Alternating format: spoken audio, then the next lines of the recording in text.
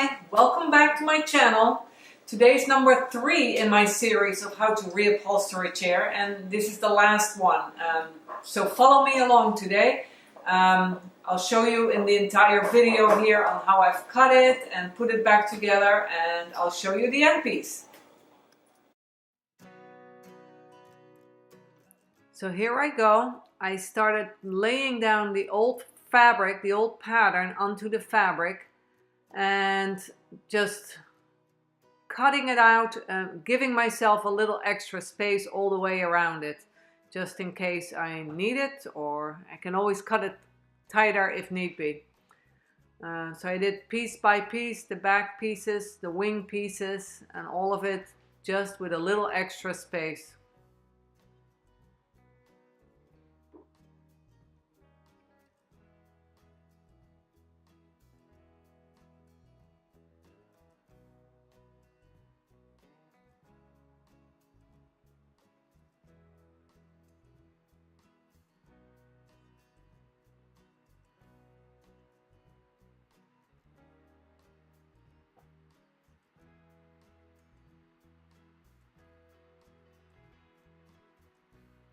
This one I kind of cut a little tighter because it has to match the top of the seat completely. Same with the sides. You have to sew the sides back together.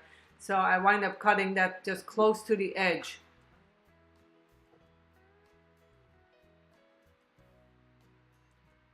I ultimately had to do that with the wings on the backs as well, because those have to be sewn together, so they have to be a perfect size.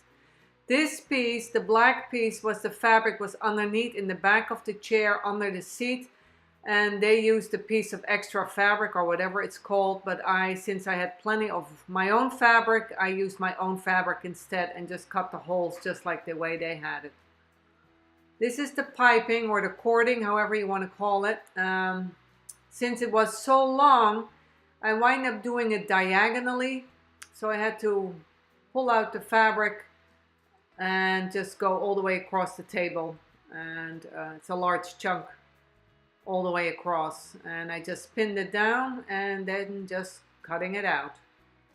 This wound up being a total waste because ultimately I never used the piping or the cording because I don't know why not. It looked too complicated to me, so that'll be another project for another day, but I didn't use it. But that's how you would cut it out. You can also obviously go straight if you have less fabric and go straight, but then you have to do it in different pieces, smaller pieces, and sew it together then. So obviously you can do that, but I had the fabric, so I went across.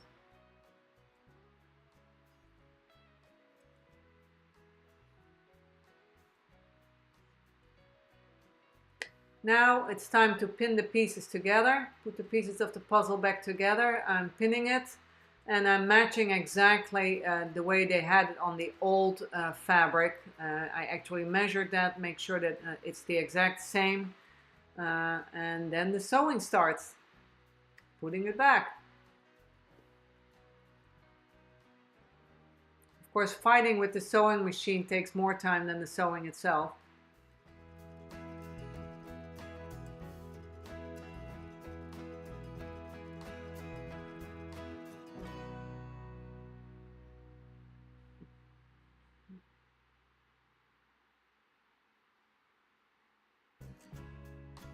And it's time to put it back together. This is the first piece, that was the bottom. Fitting it, making sure it's right, the holes line up and everything is correct. The back corners I had to leave open because that's where the back piece, ultimately the back of the chair, attaches. So now here goes the first staples. Start in the middle. And I did, yeah, and then one to the side, and then slowly increase from side to side, pulling it tight as you go from side to side so it's even.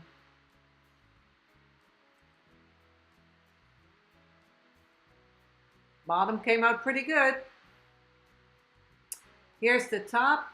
Now to get that back together, Well, first of all, I had to put the foam here, staple that a little bit to the chair because that was all loose and it was flopping all over the place. But first I had to put the chair back together and put the legs in so everything fits back together. It's like as many staples I took out, I had to put back in.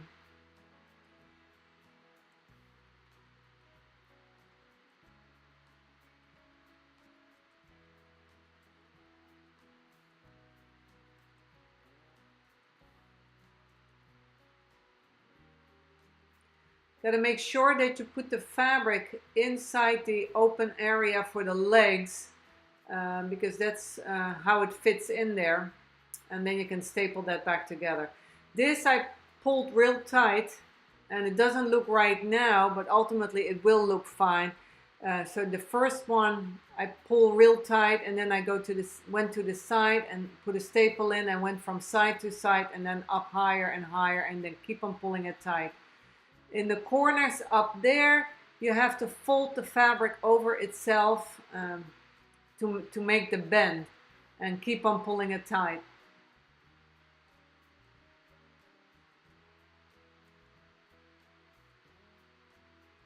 Fold it and staple it from side to side.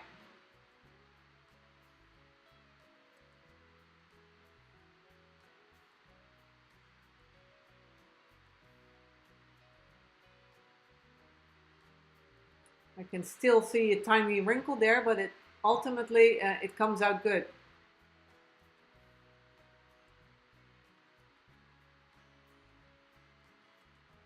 Wrinkles gone. Don't mind me dancing back there. We had 70s music going on in the background.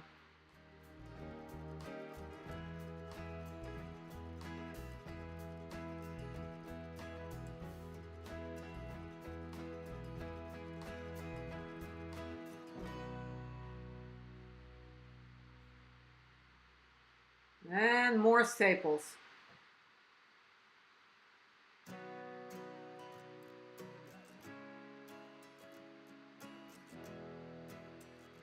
Now this piece I flipped over first so that you don't see the staples on the outside. So flip it over, staple all the way across, and then flip it down. You'll see it in a bit. You can only go so far because obviously then the staple gun doesn't go underneath it anymore. But the top you can staple all the way. And then you have a nice clean finish on the top. Mind you, none of this is very professional. I'm not a professional. I've never done this before. I'm probably doing it all wrong, but ultimately it came out all right. So I'm pretty happy with it, pretty pleased with it. So I'm pulling it tight underneath it. So also the wrinkles are completely gone in the back of the chair as well.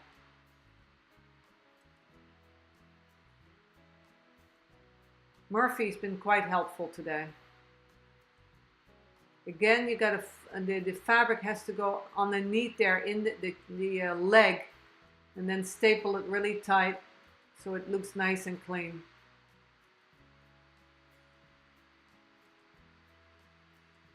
And then the fun part starts. You get to do the nailing of the decorative nails. Again, I'm not a perfectionist, so I didn't mark it, I didn't measure it, I did it by eye. So I just visualized how far they had to be apart, and that's where I nailed them in. And it's kind of fun. You fold the fabric over, obviously, so you don't see the edge, and just put the nail right down, and put it down right on the edge. And I did it kind of from side to side, so for the same reason as before, so that it stays even on both sides. It's nice and tight on both sides. And then the last little bit I did last.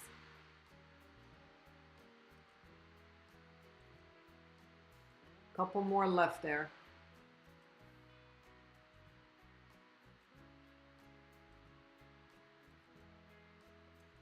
Nice and tight, nice and clean. and the last few ones. Even Kevin is helping now.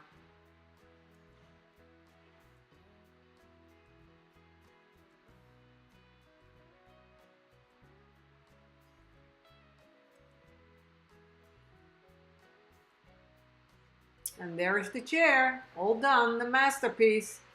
I'm pretty happy with it. It is by no means perfect, but it came out pretty nice and it'll do for another couple of years. Thanks for watching.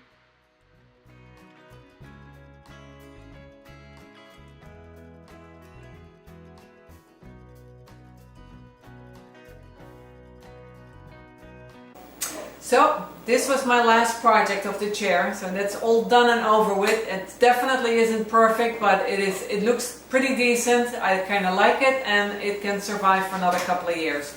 So my next project will be a lot shorter. I had the other day, I was making a batch of soap and I did it the easy way, the melt and pour. So I'll show you what I did with that. So thank you for following me. Please like and subscribe below, and I'll see you next.